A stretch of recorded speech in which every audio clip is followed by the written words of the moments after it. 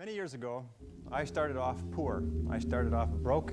I started off pretty stupid. And over the years, I began to study the subject of success. And I had one simple idea that came upon me in my late teens, and I think it was the most important idea that I've ever had. And it was simply this, that if you study successful people and you do what they do, you'll be more successful. And if you study unsuccessful people and you avoid doing what they do, then you will not be a failure. And what I want to talk to you about tonight is some of the principles that I've discovered in over 20 years of research. I have studied successful men and women. I have read biographies and autobiographies. I have looked at the characteristics and principles of them. I've studied philosophy and economics and religion and psychology and metaphysics. And I've come to 10 key qualities. Now there may be more and there may be less, but I find that each of these 10 qualities that successful men and women have, that if you have these 10 qualities, there's nothing in the world that can stop you from being an outstanding success. So let's talk about these principles. The first principle is clarity. So it means clarity of thinking. It means thinking clearly, and it extends from thinking clearly to a series of other things. With regard to clarity, it means the ability to determine exactly what it is that you want to be, have, or do in life. And the more I study successful men and women, the more I find that every single one of them, the top 5%, are very clear about where it is they're going and what it is they want to accomplish. And when I look at unsuccessful men and women, or men and women who seem to be unhappy and floundering, I find that almost invariably they have a very, very limited sense of direction, sometimes no sense of direction at all. As they say, if you don't know where you're going, any road will take you there. If you do not have clear, specific goals for your life, you are doomed forever to work for people who do. And that seems to be the case. And yet only 5% of people have goals. So the key starting point with regard to clarity is to know where it is you're going and what it is you want to be and what it is you want to have and what it is you want to do. The second key with regard to clarity is decisiveness. Be decisive. I have never met a successful person who was indecisive, and I've never met a failure who was decisive. Be decisive. Develop the characteristic and quality of decisiveness. We know that the reason why we are indecisive is because we're afraid of making a mistake. But the terrible thing is that the way that we think becomes a habit, and the habit of indecisiveness can condemn us to failure. We can be talented and intelligent and ambitious, but if we cannot make the hard decisions in our life, and if we cannot make decisions readily, then what happens is we always have to work for people who do make decisions readily. Now, the interesting thing about decisions is that about 80% of decisions should be made the first time they come up. And if you make decisions every single time they come up, sooner or later you will develop the habit of decisiveness. You'll be very clear about what it is you want, and it's easy to make decisions if you know what it is you want to accomplish.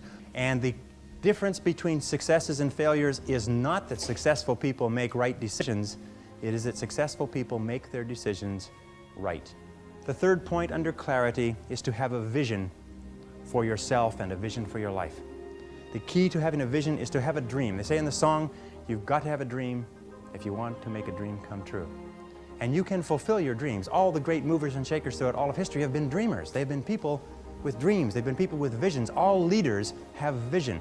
In the book of Solomon it says, where there is no vision, the people perish. And the metaphysical meaning of that is that where people lack vision, they perish inside because they lose the excitement and the thrill of life. If the best way to predict the future is to create it, which means to have a vision, and even though the vision is in the air or the sky, then build a foundation under your dreams. And when you see men and women who rise from poverty and obscurity to fame and renown, you invariably see someone who had a vision of what they could be and have and do that was far beyond what they were. Every one of us has had an experience. At one time when we were small, we had a vision of being grown up and having our own cars. And as we grew older, we had a vision of having our own homes and our own families. The problem is that our goals are set so low that even when we do achieve them, they don't turn us on. They don't fill us with enthusiasm. So dream big dreams. The second letter of the 10 is competence. And this is a discovery that I made a couple of years ago, and it just staggered me because I've been studying success for years. And then there's the book In Search of Excellence, and then there's The Pursuit of Excellence, and then there's Refinding Excellence and Losing Excellence, and all the excellence books. And I sat down and looked at this whole concept of excellence, and I saw something that I hadn't noticed. It's almost like something brought to the surface of your mind. I noticed that every single man or woman that I had studied who had achieved any kind of success in any field whatsoever had done it after they had made a commitment to becoming excellent in that field. And I began to look, and I began to compare, and I began to talk to people, and I speak to thousands of people virtually every month. I found that I never found a single person who was successful who was not excellent at what they did.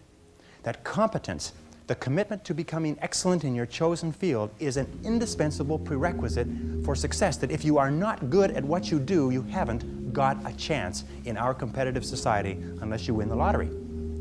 And only the top 5 or 10% are excellent. You must commit yourself to excellence. You must commit yourself to becoming the best. And the wonderful thing is that excellence is a journey.